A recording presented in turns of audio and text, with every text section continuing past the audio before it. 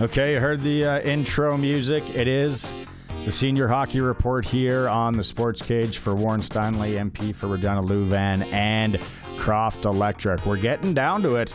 A lot of leagues. Some leagues have wrapped up, some still going. And of course, provincials, we're down to the finals in all the, well, one provincials actually wrapped up last night. Let's talk about that here. Joining us on the Western Pizza guest hotline, perfect night for a little Western Pizza. Brandon in from the Monday Nooner podcast to talk about provincials. Brandon, let's go to A. Let's not bury the lead.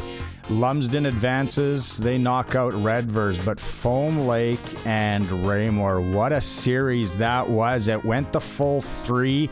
I don't know if you had boots on the ground, but what did you hear about that series besides that it was great hockey? Yeah, well, I think everyone suspected that Foam Lake was going to be the team to come out of the north. They won game one 9-1 in convincing fashion. Looked like they were well on their way to a meeting with Lumsden. And then Raymore, down 2-0 in game two, came back to win 4-3.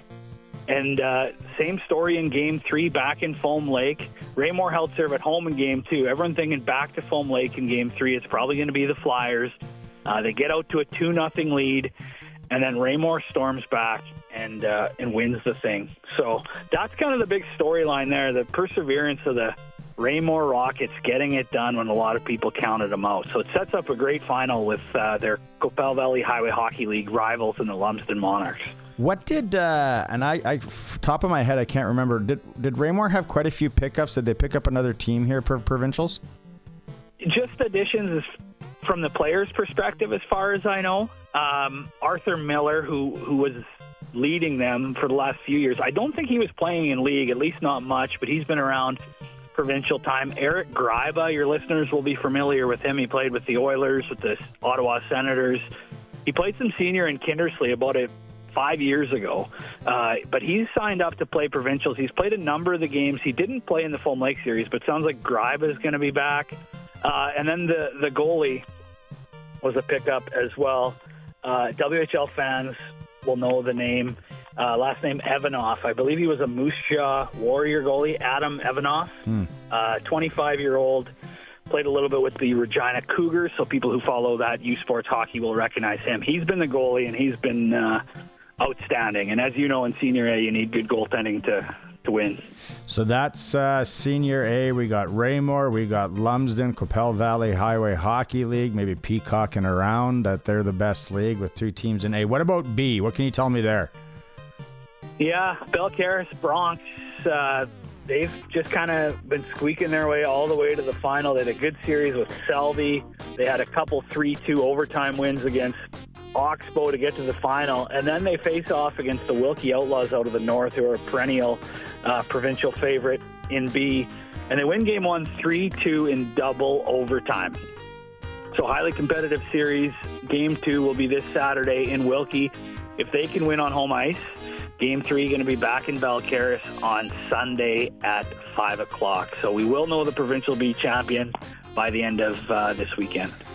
We'll talk leagues in a bit, but the White Mud Hockey League champions are the Shaunavon Badgers, and the Shaunavon Badgers are the first team in Saskatchewan to double banner, because last night they won C convincingly, I guess a little bit, in Rosetown game 2.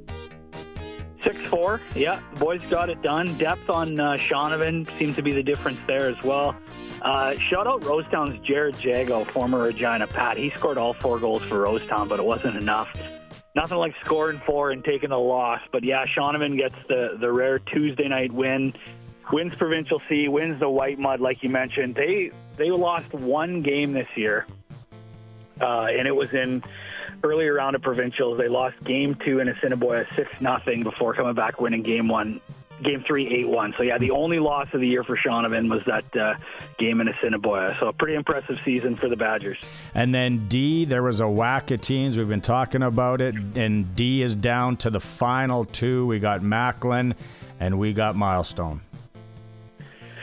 Yeah, anyone in the south 45 minutes from Regina, go out to Milestone. Impressive rink burger out there. You can watch a little senior provincial action. Milestone probably a slight favorite here. They got one loss in the provincial run, a close one to Wawota earlier, but they've kind of been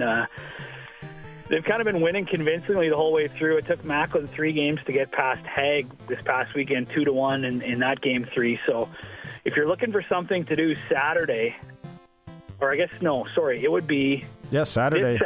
This Saturday in Macklin, yeah. So anyone up north, maybe take that one in. Then following Saturday back in Milestone, Saturday the 28th, would be game 2. So there we go. And then all eyes Sunday down south. Lumsden is at Raymore, 7 p.m. it says, and Wilkie at Balcarres if necessary. Game 3 on Sunday. Okay, that's the provincial wrap. Thanks, Brandon. You bet. Take care. Okay, let's sashay our way around some of the leagues now. Prairie Men's Hockey League tonight. Game 1 in Q Park, 8 p.m. Indian Head in town. Prairie Men's Hockey League final game number 1. Qu'Appelle Valley Highway Hockey League.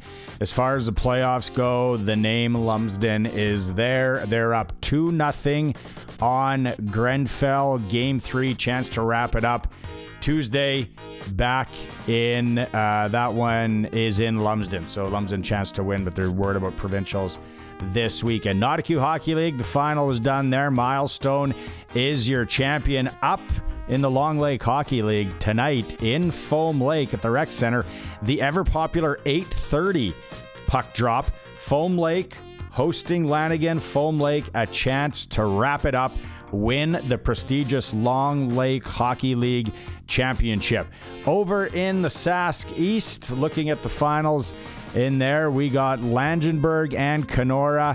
They go game 3 Friday night.